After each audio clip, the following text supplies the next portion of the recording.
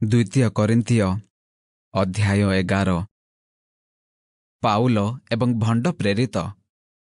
ତୁମ୍ଭେମାନେ ଯଦି ମୋହର ଅଳ୍ପ ନିର୍ବୋଧତା ସହ୍ୟ କରନ୍ତ, ହଁ, ତୁମ୍ଭେମାନେ ତ ମୋ ପ୍ରତି ସହିଷ୍ଣୁ, କାରଣ ଈଶ୍ୱରଙ୍କ ବିଷୟକ ଉଦ୍ଯୋଗରେ ମୁଁ ତୁମ୍ଭମାନଙ୍କ ନିମନ୍ତେ ଉଦ୍ଯୋଗୀ।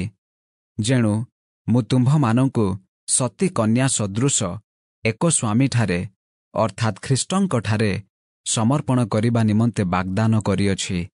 କିନ୍ତୁ ସର୍ପ ଆପଣା ଧୂର୍ତ୍ତତାରେ ହବାଙ୍କୁ ଯେପରି ଭୁଲାଇଲା, ସେହିପରି କାଳେ ତୁମ୍ଭମାନଙ୍କ ମନ ଖ୍ରୀଷ୍ଟଙ୍କ ପ୍ରତି ସରଳତା ଓ ପବିତ୍ରତାରୁ ଭ୍ରଷ୍ଟ ହୁଏ, ମୋହର ଏହି ଭୟ ହେଉଅଛି।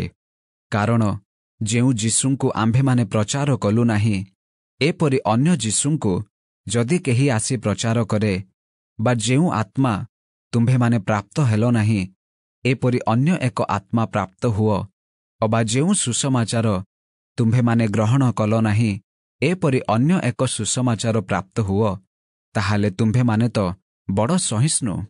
କାରଣ ସେହି ଶ୍ରେଷ୍ଠତର ପ୍ରେରିତମାନଙ୍କଠାରୁ ମୁଁ ଯେ କୌଣସି ପ୍ରକାରେ କ୍ଷୁଦ୍ର ନୁହେଁ, ଏହା ମନେ କରୁଅଛି। କିନ୍ତୁ ଯଦ୍ୟପି ମୁଁ ବକ୍ତୃତାରେ ପାରଙ୍ଗମ ନୁହେଁ, ତଥାପି ମୁଁ ଜ୍ଞାନରେ ଅପାରଙ୍ଗମ ନୁହେଁ। ପ୍ରକୃତରେ ଆମ୍ଭେମାନେ ସମସ୍ତ ପ୍ରକାରେ ସମସ୍ତ ବିଷୟରେ ତୁମ୍ଭମାନଙ୍କ ପ୍ରତି ଏହା ପ୍ରକାଶ କଲୁ। ଅବା ତୁମ୍ଭେମାନେ ଯେପରି ଉନ୍ନତ ହୁଅ, ଏଥି ନିମନ୍ତେ ମୁଁ ଆପଣାକୁ ନମ୍ର କରି ଯେ ବିନା ମୂଲ୍ୟରେ ତୁମ୍ଭମାନଙ୍କ ନିକଟରେ ଈଶ୍ୱରଙ୍କ ସୁସମାଚାର ପ୍ରଚାର କଲି, ଏଥିରେ କ'ଣ ପାପ କଲି? ତୁମ୍ଭମାନଙ୍କର ସେବା କରିବା ନିମନ୍ତେ ମୁଁ ଅନ୍ୟାନ୍ୟ ମଣ୍ଡଳୀ ସମୂହରୁ ବେତନ ଗ୍ରହଣ କରି ସେମାନଙ୍କୁ ଲୁଣ୍ଠନ କଲି।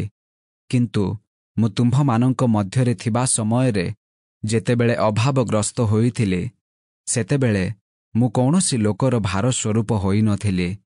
କାରଣ ମାକିଦନିଆରୁ ଭାଇମାନେ ଆସି ମୋହର ଅଭାବ ପୂରଣ କରିଥିଲେ। ପୁଣି କୌଣସି ବିଷୟରେ ତୁମ୍ଭମାନଙ୍କର ଭାର ସ୍ୱରୂପ ନ ହେବାକୁ ଆପଣା ବିଷୟରେ ଜାଗ୍ରତ ହୋଇଥିଲି, ଆଉ ଜାଗ୍ରତ ହୋଇ ରହିବି। ମୋଠାରେ ଥିବା ଖ୍ରୀଷ୍ଟଙ୍କ ସତ୍ୟକୁ ସାକ୍ଷୀ ମାନି ମୁଁ କହୁଅଛି ଯେ ଆଖାୟାର ଅଞ୍ଚଳ ସମୂହରେ ମୋହର ଏହି ଦର୍ପ କେହି ଖଣ୍ଡନ କରିବ ନାହିଁ। କାହିଁକି? ମୁଁ ତୁମ୍ଭମାନଙ୍କୁ ପ୍ରେମ କରୁନଥିବାରୁ ଈଶ୍ୱର ଜାଣନ୍ତି।